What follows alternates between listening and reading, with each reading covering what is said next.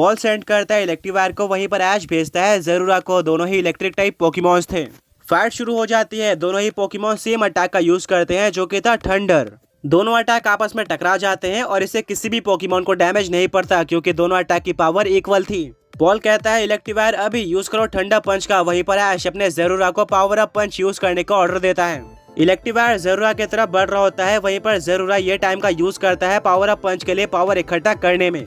Last में दोनों ही एक दूसरे के ऊपर अटैक कर देते हैं, पर यहाँ पर इलेक्ट्रीवायर थोड़ा पीछे पुश होना स्टार्ट होता है। यानी कि पावर अप पंच ठंडा पंच को ओवर पावर कर रहा था। ऐसा इसलिए था क्योंकि ज़रूरा ने अटैक को यूज करने से पहले पावर इकट्ठा करी थी। एक फाइनल पुश के साथ ज़रूरा इलेक्ट्रीवायर को उड़ा देता है और इलेक्ट्रीवायर जमीन पर गिरता है। उसको काफी डैमेज पड़ा था। ऐश एक स्माइल देता है और कहता है ज़रूरा बहुत बढ़िया, अब इलेक्ट्रीवायर पीछे हो चुका है, हम उसको कमबैक करने का मौका नहीं देंगे। यूज करो ठंडा बोल्ट अटैक का, इससे पहले कि इलेक्ट्रीवायर दोबारा खड़े हो पाता। ज़रूरा उसके ऊपर ठंडा बोल्ट मार देता है, बट इसके बाद पॉल एक स्माइल देता है। ऐश कंफ्यूज हो जाता है कि पॉल ऐसा क्यों कर रहा है, पर कुछ ही टाइम में उसको पता चल जाता है कि इसके पीछे का रीजन क्या था। ठंडा बोल्ट के लगने के बाद इलेक्ट्रीवायर वीक होने की जगह पर और भी स्ट्रॉन्ग लग रहा था एंड वो खड़े भी हो जाता है।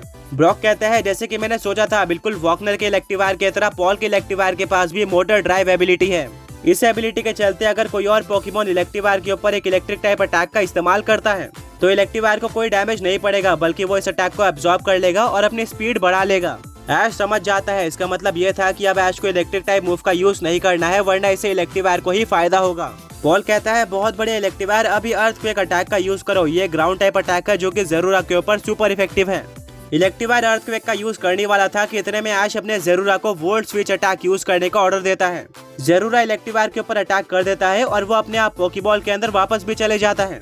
एंड इसके बाद रैंडमली ऐश का सेकंड पोकेमॉन बाहर आ जाता है जो कि था ड्रैगन और ग्राउंड टाइप का सूडो लेजेंडरी पोकेमॉन यानी कि गारचॉम्प। ग्राउंड टाइप होने के चलते गारचॉम्प को अर्थक्वेक का ज्यादा डैमेज नहीं पड़ता और वो डायरेक्टली काउंटर करता है डिग अटैक के साथ, जिससे वो जमीन में गड्ढा बनाकर अंदर चले जाता है और नीचे से इलेक्ट्रीवायर के ऊपर अटैक करता है। इलेक्ट्रीवायर को बिल्कुल भी समझ में नहीं आता है कि उसके साथ क्या हुआ है एंड उसको सुपर इफेक्टिव डैमेज भी पड़ता है।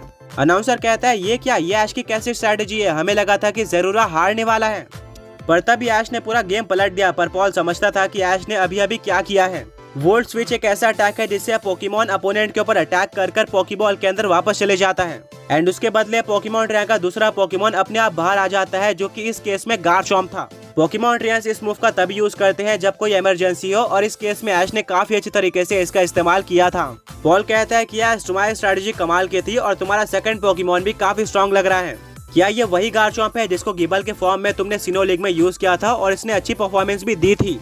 ऐश कहता है कि हाँ, तुमने बिल्कुल सही पहचाना और अब ये सुपर स्ट्रॉन्ग हो चुका है। गारचॉम्प यूज करो ड्रैको मीटियोर का।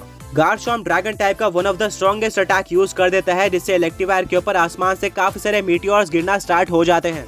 पॉल कहता है इलेक्ट्रीवायर ठंडा पंच का यूज करो और इन मीटियोर्स को तोड़ने की कोशिश करो। शुरुआत में तो इलेक्ट्रीवायर कुछ मीटियोर्स को तोड़ देता है, पर बाद में उसको परेशानी होना स्टार्ट हो जाती है। अल्टीमेटली उसके ऊपर काफी सारे ड्रैको मीटियोर्स गिर जाते हैं और इससे इलेक्ट्रीवायर को काफी डैमेज पड़ता है। बैटल इसी तरह से आगे बढ़ती है। इलेक्ट्रीवायर गारचॉम्प को कुछ डैमेज देने में तो सफल हो जाता है, पर लास्ट में गारचॉम्प इलेक्ट्रीवायर को हराने में कामयाब हो जाता है। आगे बढ़ने से पहले पिछले पोकी क्विज के विनर्स ये रहे। एंड आज का क्वेश्चन ये है कि हमारे स्टोरी में ऐश ने गारचॉम्प को किस लेजेंडरी पोकेमॉन के पास छोड़ा था? पॉल गारचॉम्प की पावर देखकर काफी शॉक्ड होता है। ऐश कहता है कि ये गारचॉम्प काफी एक्सपीरियंस्ड है, देखते हैं कि अब तुम इसका सामना कैसे करते हो। अब पॉल के पास सिर्फ और सिर्फ 2 पोकेमॉन्स बचे हुए थे। दूसरी तरफ ऐश का कोई पोकेमॉन हारा तो नहीं था, बट हमें ये भी ध्यान रखना होगा कि ऐश के 2 पोकेमॉन्स ने ठीक ठाक डैमेज ले लिया था। फाइनली पॉल अपने सेकंड पोकेबॉल को टॉस करता है, जिसमें से बाहर आता है ग्रास और ग्राउंड टाइप पोकेमॉन टॉर्टेरा। ये काफी स्ट्रॉन्ग अपोनेंट होने वाला था। फाइट शुरू हो जाती है और दोनों पोकेमॉन्स एक दूसरे को काफी अच्छी टक्कर देते हैं। टॉर्टेरा को पता था कि उसके सामने एक पोकेमॉन मास्टर का पोकेमॉन है, बट फिर भी वो पीछे हटने को तैयार नहीं था।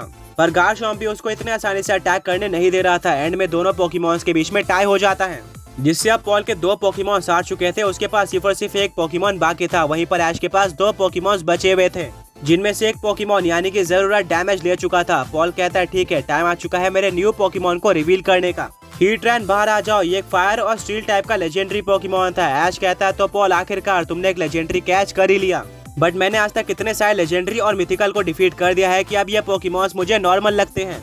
मैं भी इसके लिए तैयार हूँ। ऐश अपने फर्स्ट पोकेमॉन यानी कि ज़रूरा को दोबारा से बाहर निकाल देता है।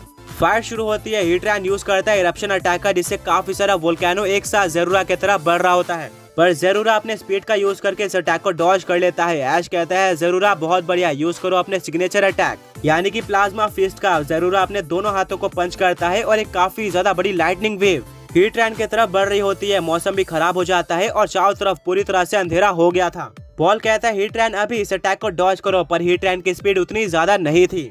उसके ऊपर डायरेक्टली प्लाज्मा फिस्ट लग जाता है जिससे एक बहुत ज्यादा बड़ा एक्सप्लोजन होता है और चारों तरफ धुआं फैल जाता है। अनाउंसर कहता है ये क्या, इतने ज्यादा स्ट्रॉन्ग अटैक लगने के बाद मुझे नहीं लगता है कि हीट रैन बचा होगा। एंड बाकी सारे पोकेमॉन ट्रेनर्स को भी कुछ इसी तरह की उम्मीद थी। धीरे धीरे करके स्मोक हटना स्टार्ट हो जाता है एंड सरप्राइजिंगली हमें देखने को मिलता है कि हीट रैन अभी भी खड़ा हुआ है। हाँ, वो काफी वीक हो चुका था। उसने ज़रूरा के सिग्नेचर अटैक को सह लिया था। पॉल कहता है हीट रैन बहुत बढ़िया, मुझे इसी तरह के पोकेमॉन्स पसंद हैं एंड इसीलिए मैंने तुम्हें टीम में शामिल किया है। चलो ऐश को दिखाते हैं कि तुम कितने ज्यादा स्ट्रॉन्ग हो। यूज करो फ्लैश कैनन का। ये काफी फास्ट अटैक था। ज़रूरा इस अटैक को डॉज करने की कोशिश करता है बट अनफॉर्चुनेटली उसके पैरों पर यह अटैक लग जाता है जिससे ज़रूरा का बैलेंस बिगड़ता है और वह जमीन पर गिर जाता है। पॉल कहता है हीट रैन यही हमारा मौका है, यूज करो मैग्मा स्टॉर्म का। हीट रैन एक रोर करता है जिससे काफी बड़ा फायर वोर्टेक्स ज़रूरा की तरफ बढ़ता है। ज़रूरा इस अटैक को आते हुए देखता है बट क्योंकि वो जमीन पर गिरा हुआ था वो जल्दी उठ नहीं पाता एंड वो इस मैग्मा के स्टॉर्म के अंदर बुरी तरीके से फंस जाता है। उसको काफी गर्मी भी लग रही थी और धीरे धीरे करके डैमेज पड़ते जा रहा था। ऐश कहता है पॉल शायद तुम्हें लग रहा होगा कि मैं इस मैग्मा स्टॉर्म से बाहर निकलने में अपनी एनर्जी वेस्ट करने वाला हूँ, पर नहीं, क्या होगा अगर मैं इसके जगह पर हीट रैन को ही खत्म कर दूं और ये अटैक अपने आप बंद हो जाए। पॉल की आंखें खुली की खुली रह जाती है एंड वो कहता है कि ऐश तुम्हारे कहने का क्या मतलब है। ऐश ज्यादा कुछ एक्सप्लेन नहीं करता है और कहता है ज़रूरा अभी यूज करो प्लाज्मा फिस्ट का। ज़रूरा मैग्मा स्टॉर्म के अंदर से ही अपने दोनों हाथों को पंच करता है और एक काफी ज्यादा बड़ी लाइटनिंग वेव हीट रैन के ऊपर लग जाती है। पिछली बार तो हीट रैन ने इस अटैक को सरवाइव कर लिया था पर शायद इस बार वो नहीं बच पाएगा। एक बहुत ज्यादा बड़ा एक्सप्लोजन होता है और चारों तरफ धुआं फैल जाता है। पॉल काफी बड़े शॉक में चला गया था। ब्रॉक, मिस्टी और सईना तीनों ही काफी नर्वस होते हैं। मिस्टी कहती है ब्रॉक तुम्हें क्या लगता है, क्या पिछले बार की तरह इस बार भी हीट रैन इस अटैक को सरवाइव कर लेगा।